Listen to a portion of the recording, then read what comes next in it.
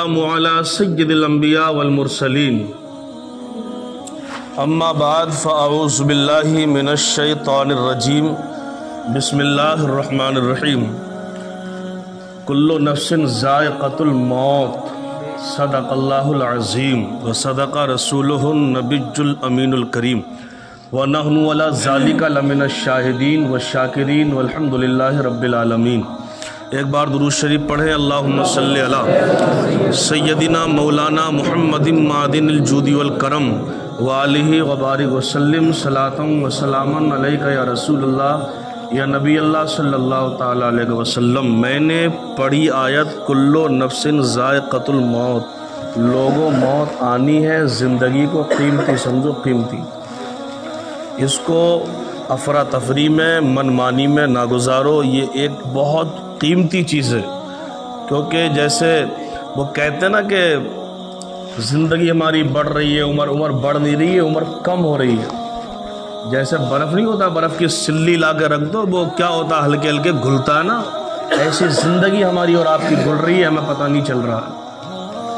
عمر بڑھتی نہیں ہے، یہ ہماری عمر کم ہوتی ہے، تو اس لیے ہمیں زندگی کا ایک لمحہ بھی اللہ اس کے رسول کی رضا کے لیے گزارنا چاہیے۔ جو بھی زندگی ہے نا، اب میں نے کل بتایا تھا کہ نماز کے تعلق سے بتایا تھا آپ کو نا، کہ نماز نہ پڑھنے پر کتنی سخت وعیدیں آئی ہیں اور کس قدر اللہ کا عذاب بھی ہے اس پر۔ تو جو نمازیں ہیں ان کی حفاظت بھی کرو۔ آگے میں آپ کو ایک بتاتا ہوں۔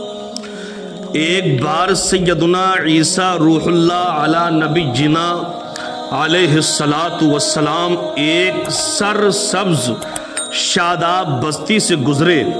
اس بستی والوں نے آپ علیہ السلام کی نہایت تعظیم و تکریم کے ساتھ خاطر مدارت کی۔ 3 سال کے بعد پھر سیدنا عیسیٰ روح اللہ علی نبی جنا علیہ السلام کا وہیں سے گزر ہوا۔ یعنی عیسیٰ علیہ السلام ایک بستی سے گزرے تو ان بستی والوں نے عیسیٰ پیغمبر کی بڑی خدمت کی، ان کی خاطر تواضع بھی کی، اچھے سے مہمانی کی، خوب کھلایا پلایا۔ اس کے بعد چلے گئے۔ پھر 3 سال کے بعد عیسیٰ پیغمبر پھر اسی بستی میں آئے۔ 3 سال کے بعد دیکھو، اب 3 سال کے بعد جب عیسیٰ روح اللہ کا اس بستی سے گزر ہوا تو یہ دیکھ کر حیران اور پریشان رہ گئے کہ وہی سر سبز شاداب بستی خشک اور ویران پڑی ہے، وہاں پر تباہی کی آب و ہوا ہے، نہریں سوکھ چکی ہیں، تمام مکانات کھنڈرت میں تبدیل ہو چکے ہیں، سب مکان کھنڈر بن چکے ہیں۔ جہاں 3 سال پہلے ایسی اللہ کی رحمت تھی، اب 3 سال میں کیا ہو گیا؟ آگے آپ دیکھیں تو اللہ عز و جل کی بارگاہ میں عیسیٰ پیغمبر نے فریاد کی، پروردگار اس بستی کا مسئلہ کیا ہے؟ ابھی اتنی آباد تھی تو اے غیب سے آواز آئی، اے عیسیٰ اس بستی سے ایک بے نمازی کا گزر ہوا تھا، اس نے اس کے چشمے سے منہ دھو لیا تھا۔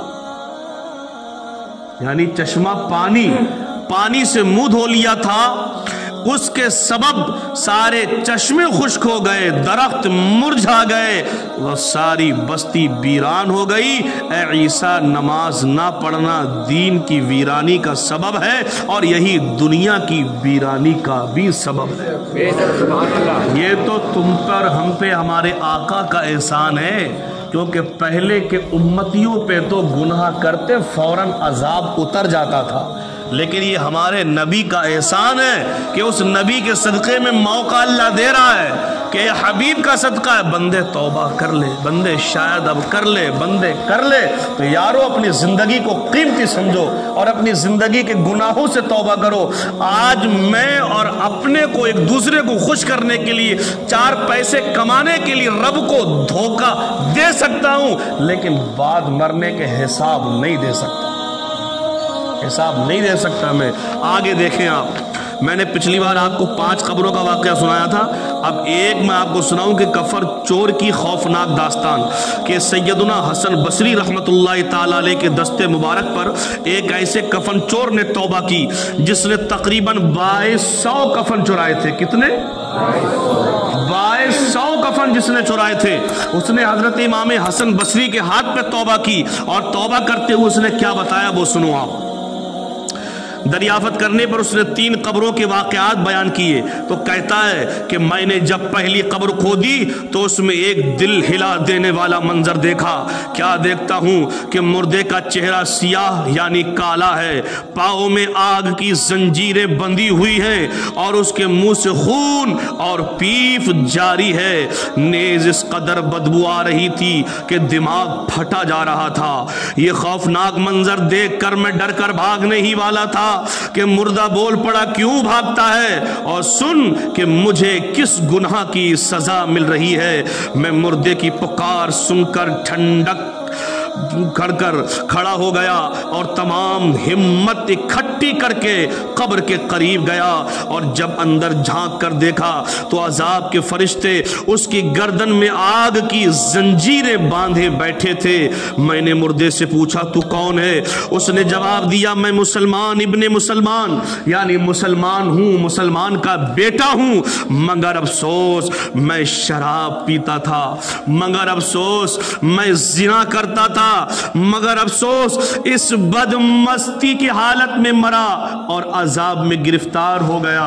میں سوچتا تھا کہ آج شراب پی رہا ہوں، کل توبہ کر لوں گا، آج زنا کر رہا ہوں، کل توبہ کر لوں گا، آج نمازیں چھوڑ رہا ہوں، کل پابندی کر لوں گا۔ وہ پابندی کا وقت نہ آیا، وہ توبہ کی توفیق نہ ملی، آخر موت کا فرشتہ آیا اور میری جان نکال لی اور میں اللہ کے عذاب میں گرفتار ہو گیا۔ یارو پتہ نہیں ہے تمہیں اور مجھے توبہ کی توفیق آگے ہو نہ ہو۔ مصطفیٰ کریم فرماتے ہیں کہ ابھی موقع ہے، ابھی اللہ نے سمجھ دیے تو سچے دل سے گناہوں سے توبہ کر لے۔ اللہ غفار ہے، گناہوں کو معاف فرمانے والا ہے، رب کعبہ کی بڑی ذات ہے، بلند و والا ہے۔ میں نے وہ بتایا تھا آپ کو کہ حضرت جنید بغدادی فرما رہے تھے کہ شراب چھوڑ دو، شراب میں کچھ نہیں رکھا ہے۔ تو شرابی کہنے لگا 80 سال کی زندگی ہو گئی مجھے شراب پیتے پیتے، اللہ مجھے معاف کرے گا؟ تو کہنے لگا بتا کوئی تیرا انتظار کرتا ہے؟ کہا میرے شرابی کا کون انتظار کرے گا، میں اس لیے سنا رہا ہوں تمہیں اللہ کی رحمت کتنی بڑی ہے۔ کہا میرا کون انتظار کرے گا، میری بیوی ہے، ایک وقت میرا انتظار کیا لیکن اب انتظار نہیں کرتی، کہتی وہ شراب میں مست ہے نہیں آئے گا۔ میرے بچے ہیں انتظار نہیں کرتے، میری ماں نے کچھ وقت میرا انتظار کیا لیکن اب نہیں کرتی، بیٹا شرابی نہیں آئے گا۔ لیکن یارو تم اس اللہ کے بندے ہو، اللہ کتنا مہربان ہے تم پر۔ تو حضرت جنید بغدادی کا وہ شبد آج بھی مجھے یاد ہے۔ حضرت جنید بغدادی فرماتے تیرا ماں انتظار کرے یا نہ کرے، بی بی بچے تیرا انتظار کرے یا نہ کرے، دنیا دار کوئی انتظار کرے یا نہ کرے، اے بندے جس اللہ نے تجھے پیدا کیا ہے وہ اللہ تیرا انتظار کر رہا ہے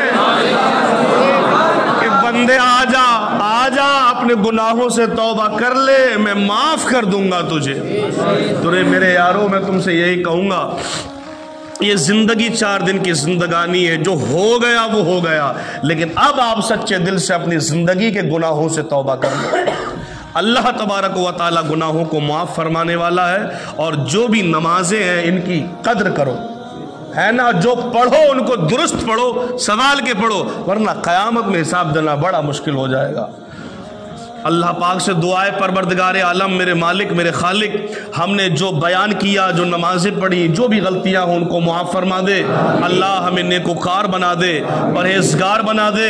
اے اللہ یہ دنیا 4 دن کی زندگانی ہے، موت یقیناً آنی ہے، اللہ ہم سبوں کو پرہیزگار بنا دے۔ اللہ ایمان کی زندگی سلامتی کے ساتھ عطا فرما۔ اللہ جتنے یہاں لوگ حاضر ہیں سب کو خیر و عافیت کی زندگی عطا فرما، سبوں کو بے شمار رزق عطا فرما۔ اللہ ہم میں جو بیمار ہیں یا ہم سے پیار کرنے والوں میں جو بیمار ہیں اللہ ان کو شفاء کاملہ عاجلہ عطا فرما۔ اے رب کعبہ ہمارے تایا حاجی عبد القیوم بیمار ہیں، ان کو صحت عطا فرما۔ ہمارے نانا حاجی محمد احمد بیمار ہیں، اللہ ان کو بھی صحت و تندرستی عطا فرما۔